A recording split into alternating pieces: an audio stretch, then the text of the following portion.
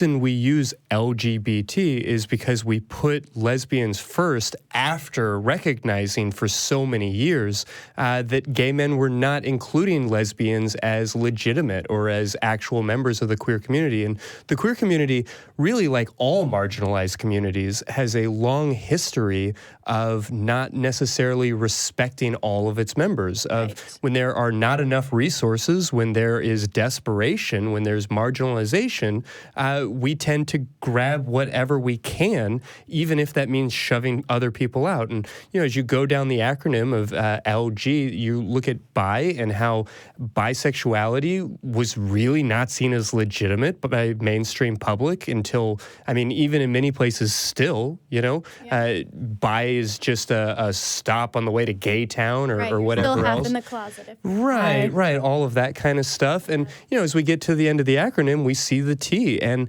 I, on the one hand, want to recognize everything Rod is saying as being very true, and I'm horrified by the violence and the other constant news stories and issues experienced by the trans community. I'm also very hopeful that the fact that we're talking about it, the fact that there is pushback, the fact that there is, like inflammation, and the way fundamentalism comes out whenever there's progress on these types of issues. I see it as a good sign, even as it is a really terrible thing. Yeah, and I think it's important to realize that a lot of people in the skeptic community have deconstructed a certain part of their worldview, the God part, but they haven't necessarily done the work that they need to do in other areas, and they are still living in a very religiously influenced culture, probably working through viewing things through a lens that was given to them by maybe a religious family or a religious past. I think I would just encourage skeptical people in general, don't stop with one question. Yeah, it's a way everything. of being. It's a way of viewing the world. Get more information. And if you feel like you have a concrete yes or no answer, that's a good sign that maybe you need to do more research, because there are very few concrete yes or no answers out there. Sure. On that note, we talked a little bit about, I guess, sort of the horrors of online dating. Yes. Death, you had a online dating horror story for us. What I have is a message that was sent to someone. It was unprompted from someone that had not introduced themselves on a website of kink-related phenomena. It begins thusly. Hello, name redacted. How are you? I have found your profile, and I find you are very handsome. I would like a little bit right with you, and many more. What I search, a woman for conversation and sex.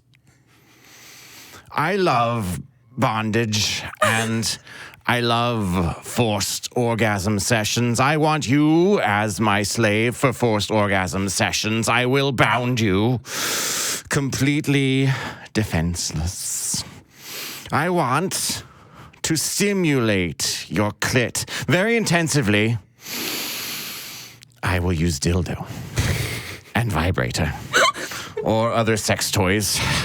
I want to lick your pussy and your clit, and I want to fingered your pussy. You should come to orgasm. I observed It's like it was written by an AI. I will use vibrator and dildo to orgasm.